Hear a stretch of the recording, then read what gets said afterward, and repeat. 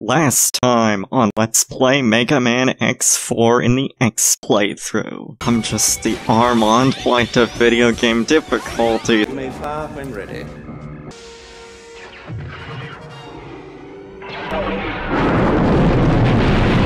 Since I'm the Armand White of video game difficulty.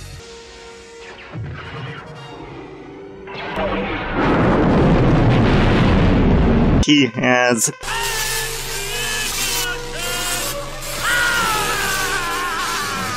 this here head part gives you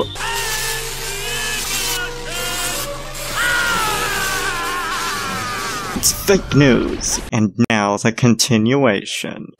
You never upload a video. Why change now? Well, you know what?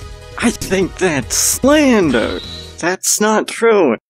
Clearly this video's present shows that I do upload videos every once in a while. Anyway, this is the Mississippi King welcoming y'all back to more Let's Play Mega Man X4 in the X playthrough. In the last episode, we took out some pretty interesting fights. We took out Cyber Peacock and Storm Owl, and also Slash Beast. So, in this episode, we're going to defeat the remaining Mavericks, but not collect all of the upgrades yet. I'm gonna have to backtrack to this place, I can tell that already. Anyway, so this stage right here is, of course, Jet Stingray's stage, and it's not actually that hard. You'll just suck at this stage. What's neat about this stage is that it actually completely changed how the Ride Chaser works from now on, because like for future X games, all Ride Chaser stages will be auto-scrollers. Now, the dimension of the Ride Chaser stages is going to change. For the last two X games, you ride towards the camera, and future X games, like, they do change some aspects, but yeah, it works very differently from how it did in X2. We're kicking things off with a bang, because this stage is really cool. It's fast-paced, it's full of explosions, and it's also just like a whole lot of fun to go through. Jet Stingray's stage is another great one, and his weapon that you get from him is also great. It's one of my favorites in the game, in fact. So yeah, in this episode we're actually going to get to some really good weapons for once. It's called the Ground Hunter, and it's basically like the Search Snake from Mega Man 3. Actually, I think it's more like the Bubble Lead from Mega Man 2, because like I think it can climb up walls, but you can actually send them directly to the ground by pressing down when they're in the air. So that's actually pretty cool. They're great for dealing rapid-fire damage. That's something you're gonna hear about a lot of these weapons. They're more so great for dealing rapid-fire damage rather than, like, necessarily being, like, super powerful, but still, they're pretty good. Jet Stingray himself actually shows up in the second part of the stage, the second half. He can actually be defeated, as y'all could see earlier, but it does very little. It just makes him go away. It doesn't take away from his health in the boss fight. Anyway, if you charge up the Ground Hunter, it just goes straight ahead and does more damage. To be honest, it's not really that great charged up, but I don't generally use it charged up. It's great for dealing rapid-fire damage. There's a bit of an interesting story with the next Maverick we're fighting, but first we're going to retrieve that heart tank, but I may as well talk about it on the way. So the next Maverick we're fighting is Magma Dragoon, and in the intro text to him, it reads that he betrayed the irregular hunters and hid inside a volcano. Now, y'all may be wondering what the irregular hunters are. That's just what the Maverick hunters are referred to in Japan, not because they're unusual, but because they hunt irregulars, which is what Mavericks are called in Japan. So, that's actually a mistranslation in his intro text. But putting that aside, his stage is actually pretty amazing. It's one of the best stages in the series, and it's got so much fun stuff in it. It just feels really tight and precise, and it's fun to go through this stage at high speeds. So, the stage is pretty enjoyable if you ask me. And it's also got one of my favorite tracks in this game. Yeah, that's definitely noteworthy. It's got like this high energy drive, and I like it. Don't just ignore me, you fool! You have a terrible upload schedule, you know? Well, I mean, yes. Okay, that's a bit of a problem, I acknowledge, as it's not been ideal. You replaced tires at a gas station with balloons and then watched someone pop them. Hold on there. That's just ridiculous. You're just making wild accusations. Don't go taking that slanderous tone with me. That was my brother. I would never do that. I'd never replace tires with balloons. Why is this accusation weirdly specific? I see it all, and you cannot fool me. I know everything that you have ever done. Do not lie to me. Okay. Look. Everybody makes mistakes. Nobody's perfect. I know I'm not. My upload schedule is definitely not perfect. But I'm doing alright. I'll bet you two have replaced the proverbial tires with the proverbial balloons and metaphorically watched them pop, just like other people. Not that I had anything to do with that, mind you. Sure thing, you weird gremlin creature. You froze unopened aluminum cans so that when they were opened, they'd spray in people's faces. Now hold on just there. You're just making wild accusations with no basis in reality. I had nothing to do with that incident. Okay? Don't go making strange accusations that you can't back up with evidence. Well, someone else I knew, and I didn't bother to stop that person. Let's get back to this game and forget about that little mishap. What I'm here to do, what you don't want to miss for X, is the body part in X4. And with this, I don't think you actually need the lightning web to get to it, but if you charge up the twin slasher, it creates a ray of slashes. Equipped with this new body module, X. This body part absorbs damage inflicted by enemies and will gradually accumulate within. When it is filled to capacity with energy, you can execute the invincible Nova Strike. However, a single use will consume all your energy stores, so use it only to pull through tight situations. Yeah, as I was saying about the Twin Slasher, it actually creates a array of damage. It's kind of alright. I don't really use it charged up all that much. But yeah, as it implies, the Giga attack from X2 is back, and it's going to remain a staple for future armors as well. So that's kind of interesting. Anyway, with Magma Dragoon, you can actually take the ride armor in and fight the boss this way. Anyway, his Japanese name is Magmar Dragoon.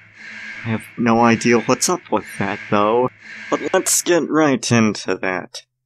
Here he comes. X, you've arrived. Dragoon, why did you betray the HQ? You'll have to defeat me first. But we're allies. You're so naive. Listen closely. I let the Sky Lagoon fall. And I do it again. Ha ha ha ha ha. No, those were innocent people. You're not Dragoon, just a maverick. You got that right. Power up X. It's time you showed me what you can do. So yeah, this is the fight with him, and you can use the ride armor to fight him, and it actually can shave off a lot of his health. I kind of want to like show up the fight for real, like without the ride armor, because it is a very fun fight. His weapon, by the way, is the Rising Fire, as the info card says. And that's another really good weapon. There are a lot of good weapons in this game, folks.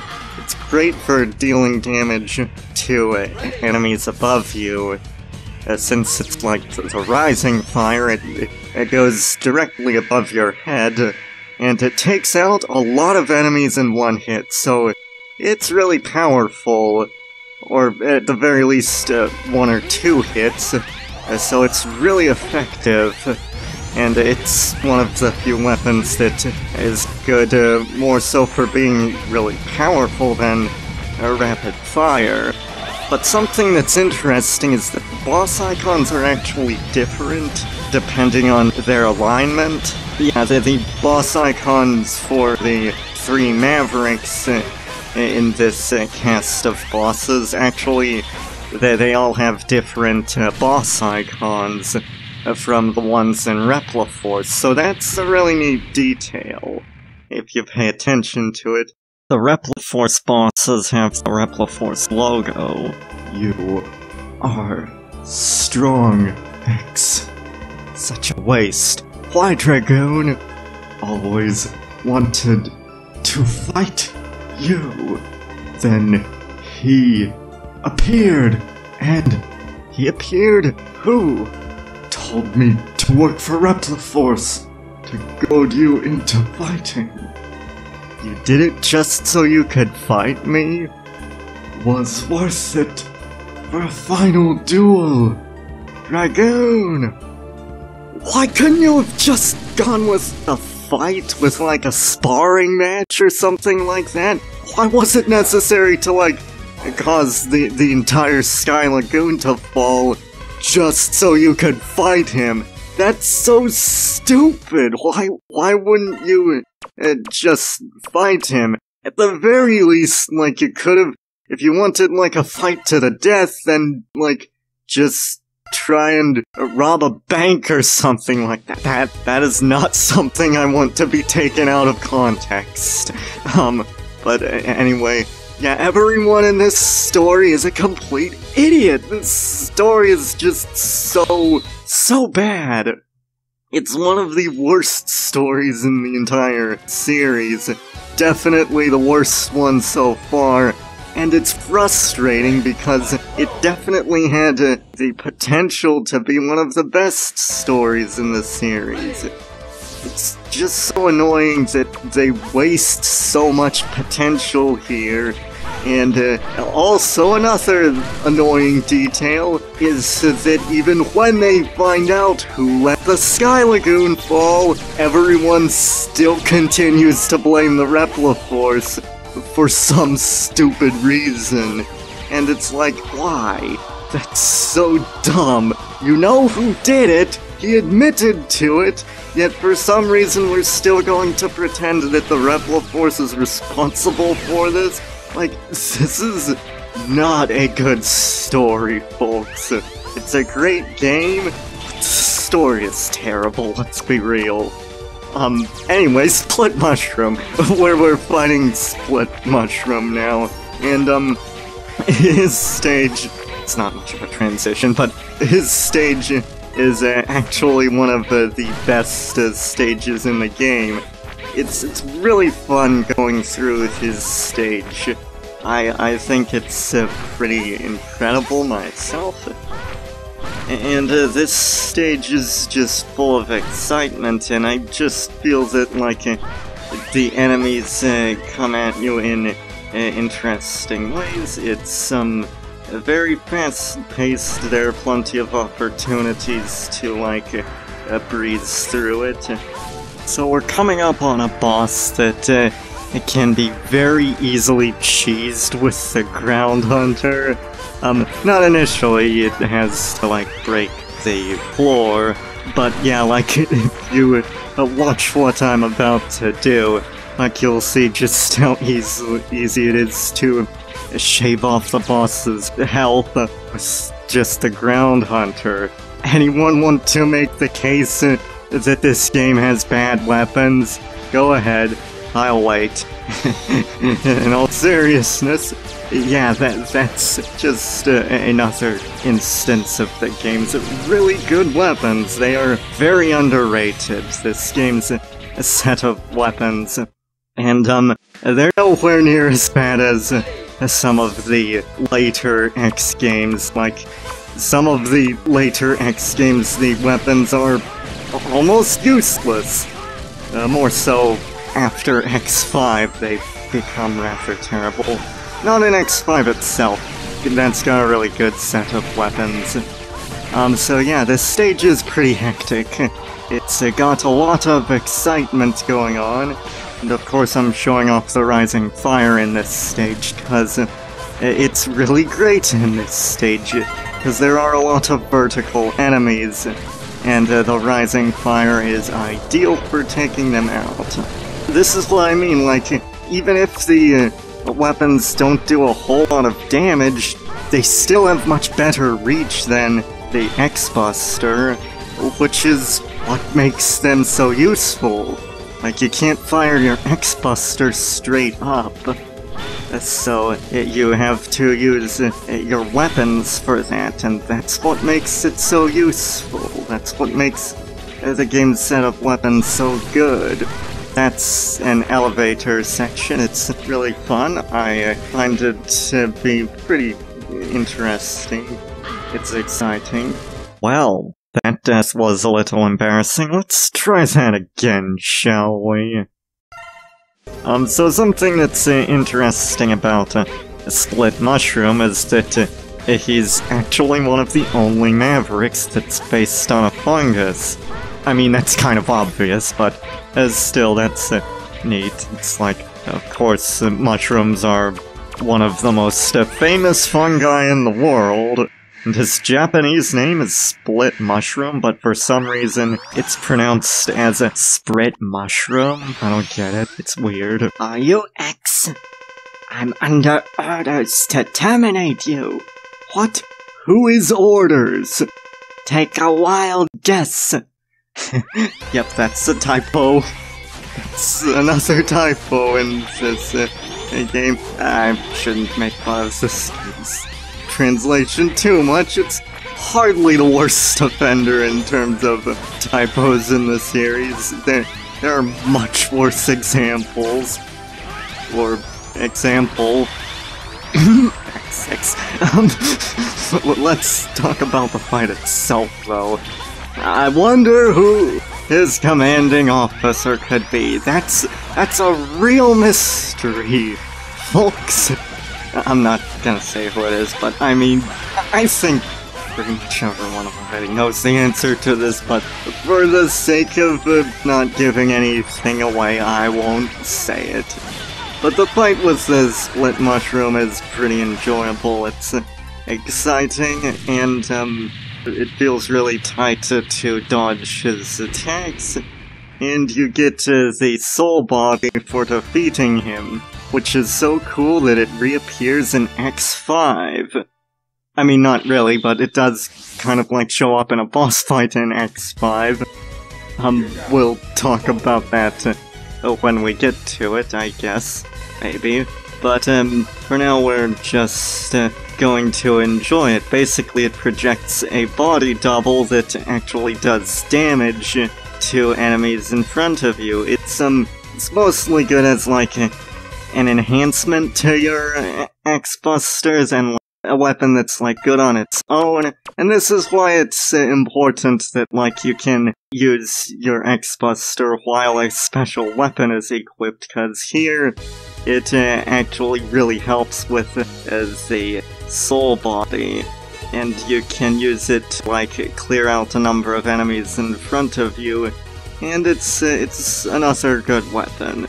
I imagine what y'all are thinking, that like we're fighting a walrus now, and y'all may be having some serious questions and reflections about that, like, who is the walrus?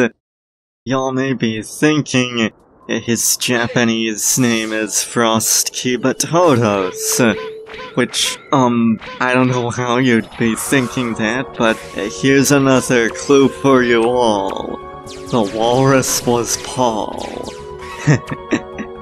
Also, yes, I've been waiting forever to make that joke. John, by the way, saying, I am the walrus. Then, he later also sang that the walrus was Paul. So is he trying to say John is Paul? Does that mean they're the same person? There's some conspiracy fuel for y'all folks. That's worth considering a bit. Also, this part of the stage is really fun. It's pretty exciting to slide down these paths, and there's plenty of opportunity to like show off my epic skills. But what I'm gonna do here is try to collect this thing. This is called the EX tank. There's not much point to getting it, even less of a point in future X games, but we'll talk about that later. I collected the EX tank in this stage because it's actually not very useful at all. I'm just collecting it for the sake of completion. Basically what it does is every time you start off, you start from 4 lives instead of 2. The lives counter starts at 4 whenever you get a game over or load a save.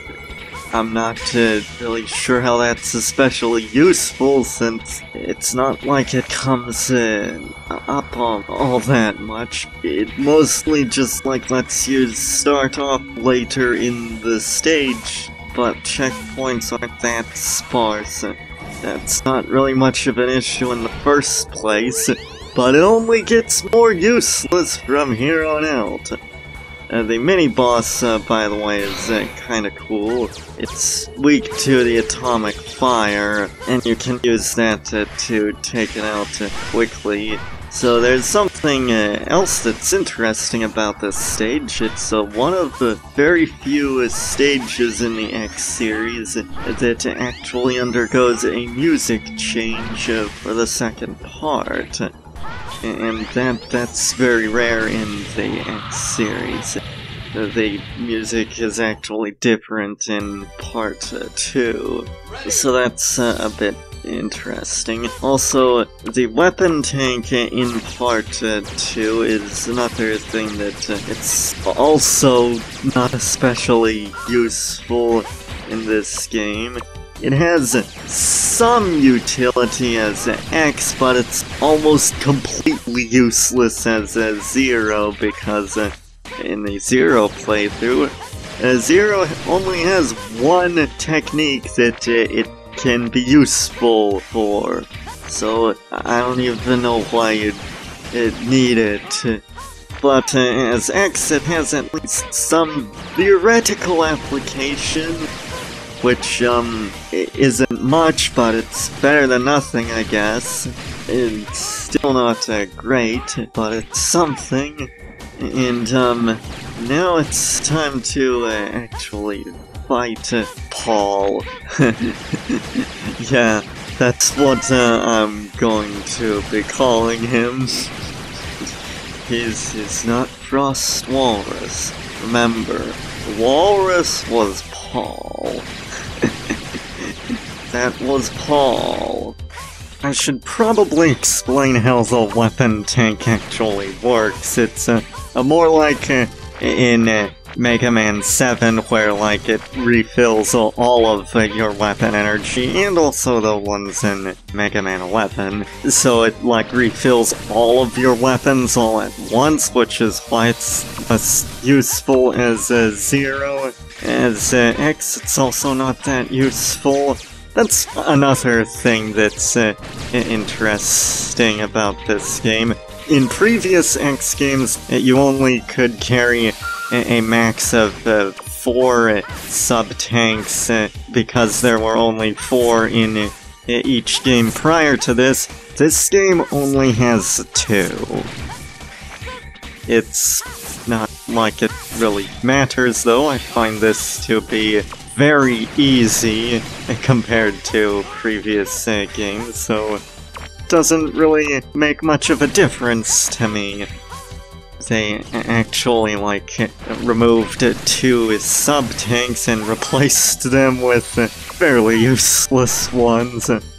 But yeah, I actually like the double cyclone. I haven't really talked about that, but, like, that's a Storm Owl's weapon.